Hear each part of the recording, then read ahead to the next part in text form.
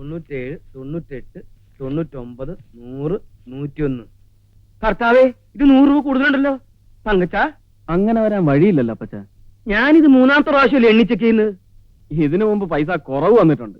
ഇത് ആദ്യമായിട്ടാ കൂടുതൽ വരുന്നത്. റോയ് എന്ത് മോനെ? റോയ് റോയ്, ഞാൻ കേട്ടു അപ്പച്ച. ഒരു 100 രൂപയുടെ കാര്യമല്ലേ അത്? നമുക്ക് 3 പേർ കൂടെ വീതിച്ചെടുക്കാം. അപ്പച്ചന് 33 രൂപ 33 പൈസ, ഇച്ചായന് 33 രൂപ 33 പൈസ, എനിക്ക് 33 രൂപ 34 പൈസ. അതെന്താ നിനക്കൊരു പൈസ കൂടുതൽ? അല്ലെങ്കിൽ 1 പൈസ ബാക്കി വരും. നിർത്തടാ, ഭാഗം വെക്കണ കാര്യമല്ല പറഞ്ഞത്. കണക്കിൽ 1 പൈസ കൂടുതലും പാടില്ല, കുറവും പാടില്ല. 2 പേരും കൂടി അക്കൗണ്ട് ഒക്കെ ചെക്ക് ചെയ്തിട്ട് അത് ശരിയാക്കിയിട്ട് വന്നാ മതി. Second show. അപ്പച്ചൻ എന്താ പറഞ്ഞേ? അല്ല, സെക്കൻഡ് ടൈം ചെക്ക് ചെയ്തിട്ട് വന്നാ മതി എന്ന്. അങ്ങനെ തന്നെയാണ് നിങ്ങൾ പറഞ്ഞത്. അതെ, അതെ. പിന്നെ അക്കൗണ്ട് ഒക്കെ ശരിയാക്കിയതിന് ശേഷം സ്റ്റോക്ക് എടുപ്പ് കൂടി ഇന്ന് തന്നെ ഇങ്ങോട്ട് തുടങ്ങിക്കോ. അത് നാളെ തുടങ്ങിയാ പോരാ അപ്പച്ച? പോരാ, ഇന്ന് തന്നെ തുടങ്ങണം. അപ്പച്ച, ഇന്ന് കറുത്ത വാവ, നല്ല ദിവസമല്ല. വേറെ ഒറ്റ അടി വെച്ചെന്നുണ്ടല്ലോ. അതെ, നിങ്ങളുടെ ചോറ് വീട്ടിൽ തന്നെ ഇരിക്കും. അത് പട്ടിയൊന്നും വന്ന് തിന്നില്ല. അപ്പൊ അപ്പച്ചൻ നമ്മൾ വന്നിട്ട് ആഹാരം കഴിക്കൂ. അത് നീ എന്നെ പട്ടിന്ന് വിളിച്ചല്ലടാ കള്ള. നിന്നെ ഞാൻ വീട്ടിലേക്ക് വാ, വീട്ടിലേക്ക് വന്ന് ശരിയാക്കി തരാം. ഞാൻ അങ്ങനെ ഉറങ്ങൊന്നുമില്ല. നിനക്ക് ഇന്ന് 2 തന്നിട്ടുള്ള കാര്യമുള്ളൂ.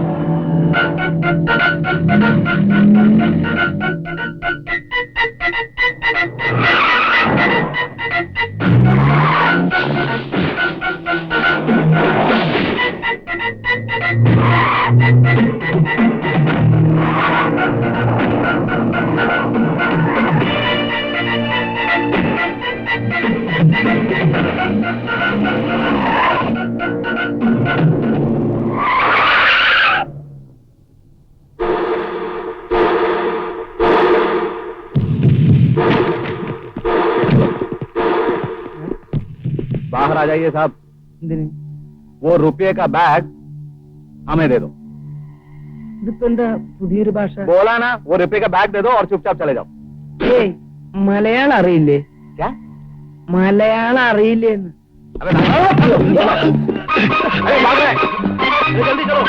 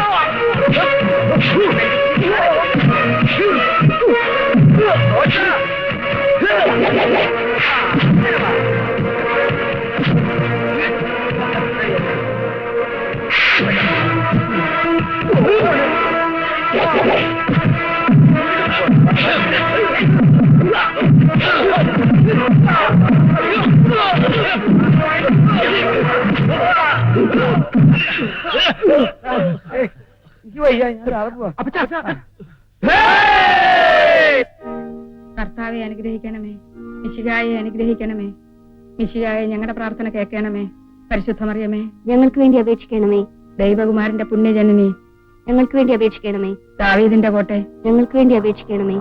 നിർമ്മല ദന്തം കൊണ്ടുള്ള കോട്ടെ, ഞങ്ങൾക്ക് വേണ്ടി അപേക്ഷിക്കണമേ. സ്വർണാലയമേ, ഞങ്ങൾക്ക് വേണ്ടി അപേക്ഷിക്കണമേ. കർത്താവെ അനുഗ്രഹിക്ക. മിശിഹായായ തമ്പുരാനെ, ഞങ്ങൾക്ക് വേണ്ടി അപേക്ഷിക്കണമേ. കർത്താവെ, ഞങ്ങളിൽ എപ്പോഴും എപ്പോഴും സ്തുതിയായിരിക്കട്ടെ.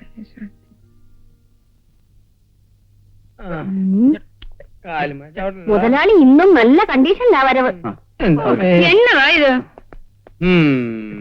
എന്റെ കർത്താവെ, ഇതിയാനെ കൊണ്ട് ഞാൻ തോറ്റു. ഇനി മേലെ കുടിക്കയില്ലാന്ന് പറഞ്ഞ് സത്യം ചെയ്തിട്ടല്ലേ ഇന്ന് കാലത്തെ തുണിക്കടയിലോട്ടും പോയത്. ശവത്തി കുത്താതെ അമ്മച്ചി. അപ്പച്ചൻ ബ്രാൻഡി വാങ്ങിക്കാനായിട്ട് ബാറിലോട്ട് പോകുന്ന വഴി അജ്ഞാതരായ ഒരു സംഘം ഗുണ്ടകള് അതിദാരുണമായി ആക്രമിച്ചു. എന്റെ ഈശോയെ, എന്നിട്ട് വല്ലതും പറ്റിയോ? പേടിക്കാനൊന്നുമില്ല, ഒന്നും പറ്റിയിട്ടില്ല അമ്മച്ചി.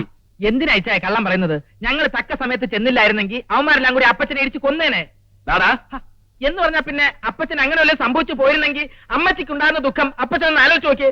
നമ്മളെല്ലാവരും കൂടി അനാഥരായി അപ്പച്ചന്റെ കുഴിമാടത്തിൽ എന്നും വിളക്കും അയ്യോ, എന്റെ കർത്താവേ, എന്റെ പിള്ളേരെ അപ്പച്ചൻ പോയേ. എനിക്ക് ആരും നിർത്തടി, എടി നിർത്ത്. ഞാൻ ജീവിച്ചിരിപ്പില്ലേ? അപ്പച്ച ശരീരം വേദന എന്തെങ്കിലും ഉണ്ടോ? അങ്ങനെ ഉണ്ടെങ്കിൽ ചാരായത്തിൽ പച്ചമുട്ട അടച്ച് കലക്കി കുടിച്ചാൽ മതി, മാറും. ഈ നേരത്തിന് ചാരായ എവിടുന്ന് കിട്ടാനാ? കിട്ടുവോ? മനസ്സിൽ വെച്ചാ മതി.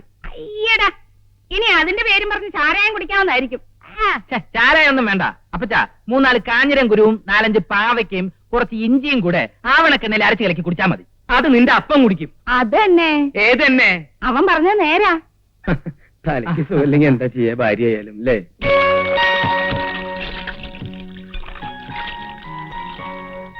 ഇതാ ചുങ്കത്തറക്കാരുടെ പണിയാ. അവന്മാരല്ലാതെ വേറെ ആരാ നമുക്ക് ശത്രുക്കള്? ഏതായാലും അടിക്കാൻ വന്നവരാരും ഈ നാട്ടിലുള്ളവരല്ല. ഇവിടെ ഉള്ളവരാകുമ്പോ നമ്മൾ തിരിച്ചറിയില്ലേ? അതിനാ ബോംബെന്ന് ഗുണ്ടകളെ ഇങ്ങോട്ട് ഇമ്പോർട്ട് ചെയ്തത്. ബിസിനസ്സിലെ ചുങ്കത്തറക്കാർക്ക് നമ്മളെ ഓവർടേക്കാൻ പറ്റാത്തടത്തോളം കാലം അവരുടെ വൈരാഗ്യം ഇങ്ങനെ തന്നെ നിലനിൽക്കും. ഇനിയിപ്പോ വരുന്നിടത്ത് വെച്ച് കാണാം, അല്ലാണ്ട് എന്നാ ചെയ്യാന്? അല്ലേ ചായ, നമുക്ക് സ്വയരക്ഷയ്ക്ക് ഒരു പെർമനന്റ് ഗുണ്ടാ സംഘം ഉണ്ടാക്കിയാലോ? Inchakkadan black cat commandos. എന്തോ ബ്ലാക്ക് കാറ്റ് കമാൻഡോസ്? നിനക്ക് നല്ല ക്ഷീണമുണ്ട്, കിടന്നുറങ്ങും. ഇറ്റാൻ എന്തെങ്കിലും ഐഡിയ തോന്നുന്നുണ്ടോ? ഉറങ്ങാൻ നോക്കടാ. അതാ നല്ലത്.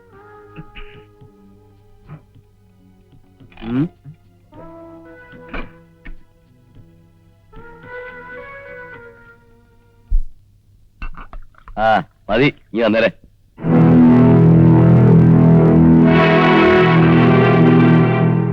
കൂലിക്ക് തല്ലാൻ പോലും നല്ല ആൾക്കാരെ കിട്ടില്ലെന്ന് വെച്ചാ ഇന്ന് തന്നെ അവന്മാരെ പറഞ്ഞു വിട്ടേക്ക്. നമ്മളാണ് ഇതിന്റെ പുറകിലെന്ന് ആ ഇഞ്ചക്കാടൻ അറിയണ്ട. അയാൾ മർച്ചന്റ് അസോസിയേഷൻ പ്രസിഡന്റാ. പുറകെ നിൽക്കാൻ ആളുകൾ കാണും. നമ്മളാണെന്ന് അന്മാർക്ക് ഒരു സംശയമില്ല അങ്ങളെ. അതിനല്ലേ ബോംബെ നാളെ കൊണ്ടുവന്നത്. സോഡ എടുക്കാൻ പോയിട്ട് പിന്നെ എവിടെ പോയി? ഇവിടെ ലോനപ്പാ, ലോനപ്പാ.